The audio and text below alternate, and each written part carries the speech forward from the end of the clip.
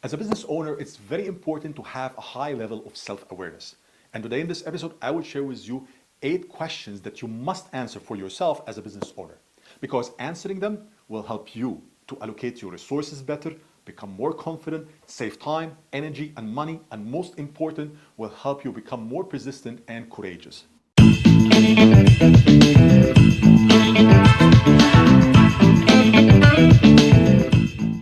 Hello everyone and welcome to Think Business, the only channel that focuses on helping you to start and scale your online business, all while maintaining balance and improving your performance as a business owner. So if you are new to this channel, do not forget to subscribe so that you do not miss any of our upcoming episodes.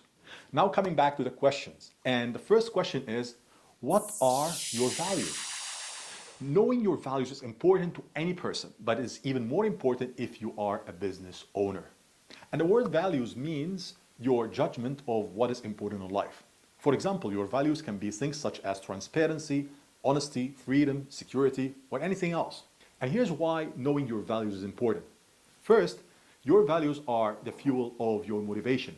And what you will discover is that you will be more persistent and courageous when you take actions that are aligned with your values. Second, your values will help you in deciding which customer to work with, especially if you are selling services. If you work with a customer that doesn't share the same core values with you, then you will always have conflicts with this customer and maybe you will hate the time that you spend serving him. Third, if you decided to have a business partner, sharing the main values is important to avoid a lot of conflicts between both of you. So think about this before finding your next partner and make it your goal to know more about this business partner's values and principles before becoming official partners. So here's what I want you to do. If you do not know your values and nothing is coming to your mind currently, then just go to Google and search for values examples. And Google will show you lots of different values. You can check these values and see which ones resonate or represent you the most. The second question is, what are your priorities? Your priorities are not like your values. While your values can stay the same for lots of years, your priorities are expected to change each year or even each several months. So get a paper and a pen and write your top 3 to 5 priorities this year and rank them in order of their importance. And here are 2 reasons why defining your priorities is important. First, it directly becomes clear what you need to focus on and what you should push back. And second, your priorities combined with your values will be the matrix that you rely on when you need to make an important decision. And trust me, as a business owner, you will be making a lot of decisions per day. So be prepared. When you will have an important decision to make, it's enough to ask yourself 2 questions. First, is this action supporting one of my priorities? And second, is this action aligned with my values? The most perfect decisions that you will do as a business owner or as a human in general are the decisions that are supporting your priorities and are aligned with your values. Now, I was planning to speak about question number 3, but I thought I should remind you to press like if you are enjoying the episode so far. You can also subscribe to the channel in case you are not subscribed yet so that we continue this journey together. The third question is, why am I doing what I am doing right now? What are the reasons that encouraged you to start your journey? Or if you didn't start still, why do you want to start your business? A lot of people complain about lack of motivation.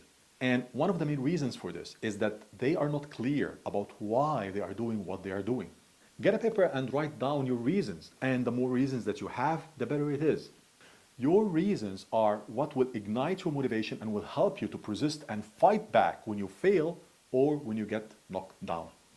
So my recommendation to you is to write down your reasons and read them at least 1 time each day. The fourth question is, what are my most powerful skills? In business, you need a strategy. And one of the cornerstones of a strategy is to understand your strengths and to use them efficiently. For example, are you very good at public speaking, or maybe in sales or marketing, or in video creation?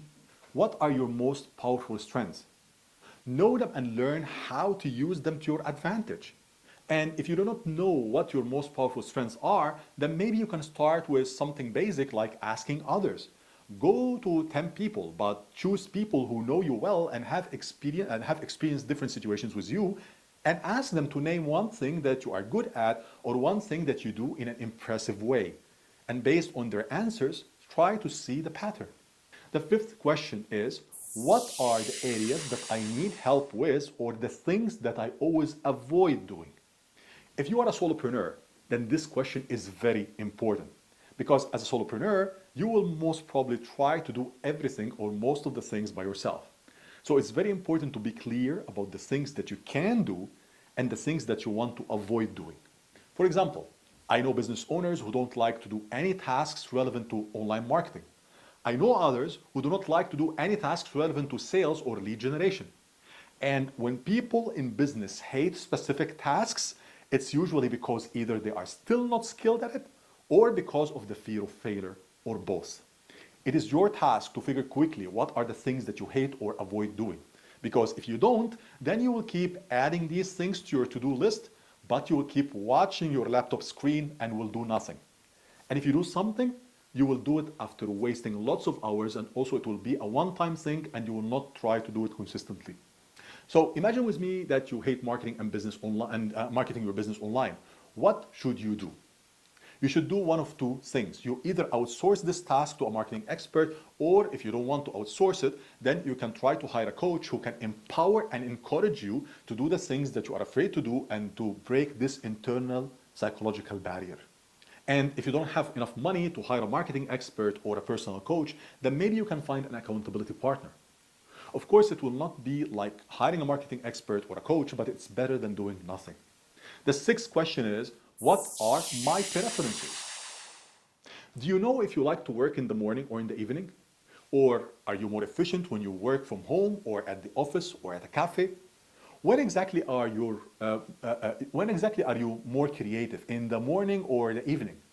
What is the best time of the day to make your meetings? And what makes you feel better, to play sports early before working or later after you finish your day?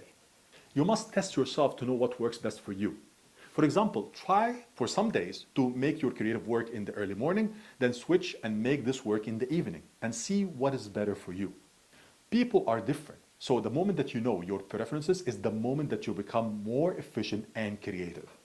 The seventh question is, how do I react when I'm frustrated or when I fail or when I'm under pressure? Each one of us has a pattern or a specific behavior triggered by specific situations. You need to know these patterns and how you behave. The moment you understand your patterns and how you consistently behave in specific situations is the moment that you will become calmer and more persistent. But you must learn to see these patterns. I know people who behave in certain ways when they get angry, but they never paused and reflected on these situations to see these patterns. And the final question is, who is the type of client that I would love to serve? And this is the golden question that you need to answer. It will not only help you in your marketing activities, but it will also help you in enjoying what you are doing. And trust me, guys, dealing with the wrong customers, especially when you offer a service, can make you hate your life and can make you think about closing your business, even if it's profitable. That's why I want you to remember why you started your business in the first place.